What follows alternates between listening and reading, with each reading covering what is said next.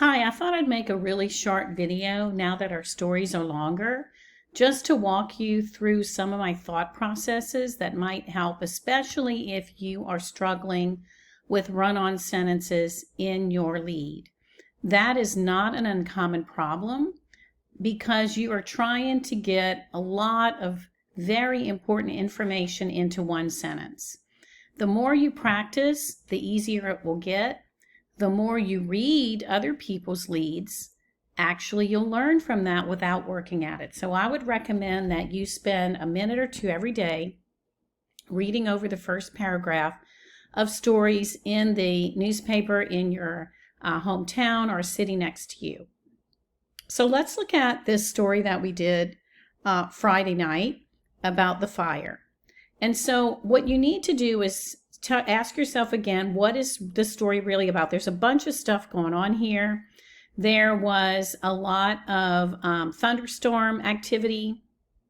There were 5 incidents of lightning strikes, but the story's really about this one that resulted in a fire where the lightning strike, what happened was an indirect lightning strike. So the strike energized a pipe running down to the hot water heater and ignited combustible material. It could be, we don't know exactly what, maybe anything that, any stuff that's around the hot water heater to insulate it maybe, or something like that. So it was, and I don't know how all these things work, but anyway, that's what we know. And we found this out from the city's fire department spokesperson, Alfred Traylor. So let me show you one thing too. So we are going to say, let's call him the Dillville Fire Department. And I'm going to capitalize his title. I'm not sure. He probably has another more official title here. But this is the best way to do it right here, like this. Put it all before his name. And you can just even say this guy said, and tell us one thing he said. Now, you don't need to put this in the lead. I don't think what happened is a fact. People could watch it happen. There's nothing controversial about it. So you could put his name in the second, no later than the third paragraph. We just need to know one time who told us all of this information. So you've got multiple who's. Remember, we talked about some of the who's that you can have. We first of all have, a Dillville, we'll call her a Dillville resident. What happened to her? We have, a fire. We have that, a lightning strike, or like an indirect lightning strike, right? So I think it's easier let's focus on our very narrow story, and then we can go on later if we have room and space, and some of you are super creative about it, to combine this with just the thunderstorm. An indirect lightning strike during a Thursday afternoon thunderstorm ignited. And we can just say ignited a hot water heater and started a house fire, but the homeowner escaped unharmed. And that's not the best. I'm just kind of winging it right here because I want you to know there's a person involved and she's okay. Because remember that life limit property, is anybody dead? Did somebody get hurt? What's the property damage? Something like that, right?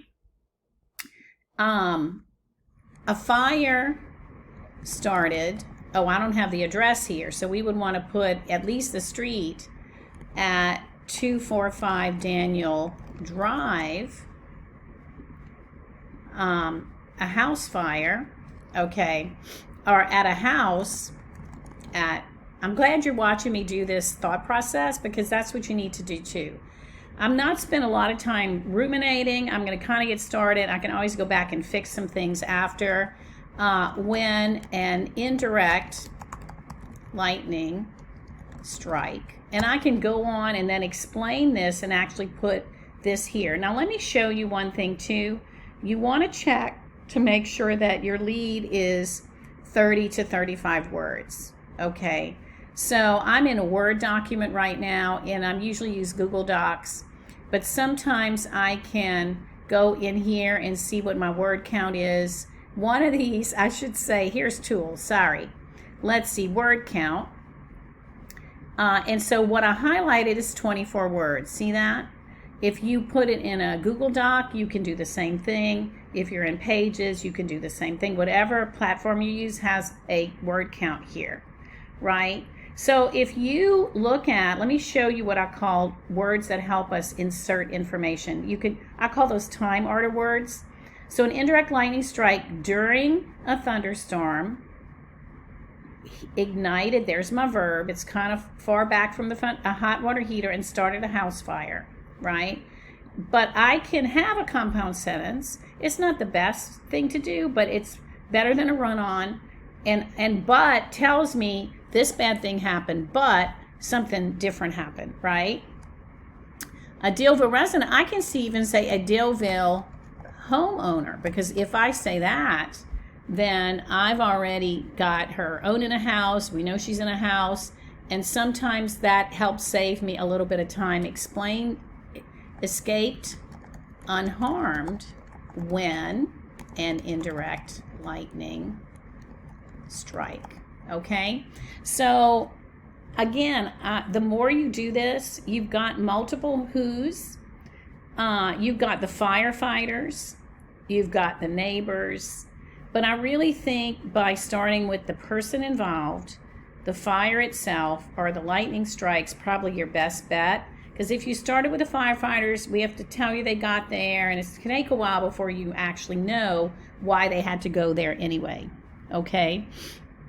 So another thing, too, that I wanted to tell you as well, we're going to talk about direct and indirect quotes in Module 4, but in your fact set, if it's got direct quotes around it, then that is a direct quote. That's the person's exact words, and you can use it that way.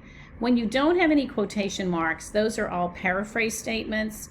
That is what the person said, but maybe we changed a few words. You don't put any quotation marks around there.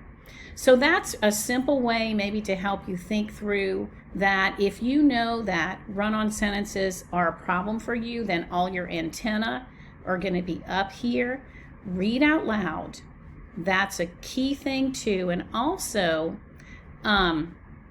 let spell check be your friend, right? So spell check, if my spell check function was really working here, that would tell me there's something wrong with that too. So make sure that your spell check function is on. I really like Google Docs. The spell check in Google Docs to me is better than all the other things that I use. So that's kind of a hint for you. If that spelling is an issue, or leaving words out, or putting the wrong word, then let these tools be your help.